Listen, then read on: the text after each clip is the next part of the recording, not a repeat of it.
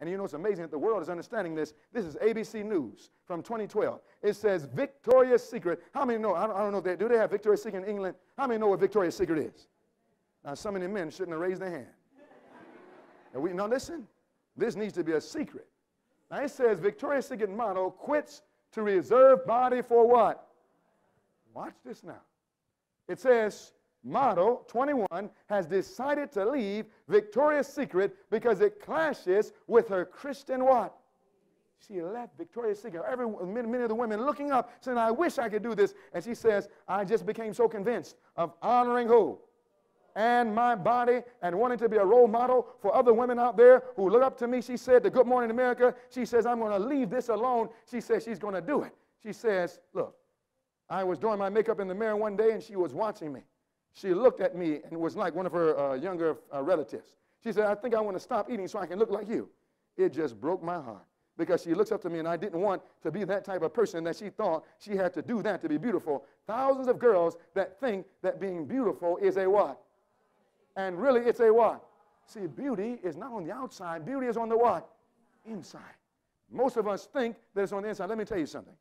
This is not just clothes. Do you know that we're told at Seventh Adventists that we were to leave not only the dress and fashion of the world, but that we were to leave the makeup of this world alone? Did you hear what I said? Now, if you knew where makeup came from, you wouldn't put it on your face. Do you know where they get makeup from? Have you studied where makeup comes from? I can't tell you here. You wouldn't want to put it on you. And then people take it.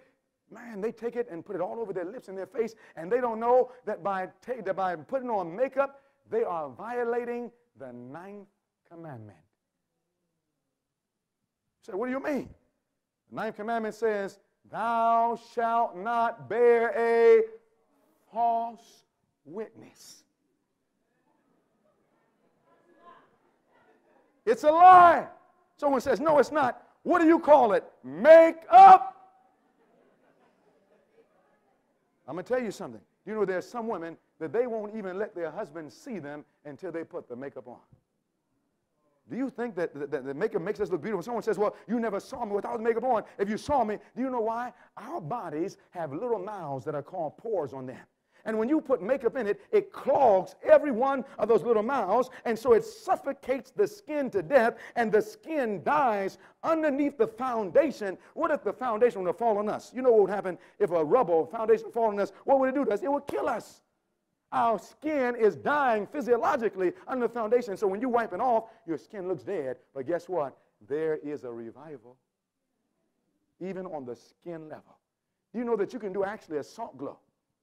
And you can actually do it where the blood itself will first revitalize all of the dead skin. Take it off, put back new skin, and then you can get some of that oil like they did to Esther in the Bible, whether it's shea butter or cocoa butter or whatever the oil is, and you will shine with the glory of God. You see, beauty is not on the outside. Beauty is from the inside out. And someone says, well, I got scars. Well, you know, there's another man who has scars too. He has scars in his hands and in his feet. And do you know that in heaven, when you are made new, that his scars are not going to be removed? He's going to keep those scars there for you. Now, see, these things come and show us what an idol is. An idol is something that we're not willing to give up, even though there's no Bible text for it. Every one of us has different idols. We say amen to one thing, amen to another, but sometimes when the idol touches us, we get quiet. It's amazing how we say amen for everybody else, but then our sin is touched and we get quiet. But it's all right. I'm going to tell you the truth. Amen. You see, God is trying to get a people that will leave the fashion and custom and the world alone, and that will come back to natural and simplistic beauty. And do you know that when the world sees true beauty, they are drawn to God? I never forget, we were in one project area, and a woman, a Bible worker who had learned this message, she was dressed in health reform. She was dressed in dress reform. The God was blessing her. Listen to him. Let me tell you something. When a woman really understands dress reform, she looks beautiful. And this woman, young Bible worker, walked to a door, and we were working in the area. Gangsters were there. They were coming to the church to learn about the Bible. Killers coming to the church. They came to the door, and the Bible worker was there. She was dressed like a queen. The gangster opened the door for her. She walks in. All of a sudden, behind him came another sister from the hood, or I don't know what you call it. She came in the back, and she starts walking up, and she's coming with tight jeans, just walking up in there, and she walks in, and all of a sudden the gangster takes the door and says, boop. She said, why you close the door on me? He said, listen. He said, I can tell a woman when I see one.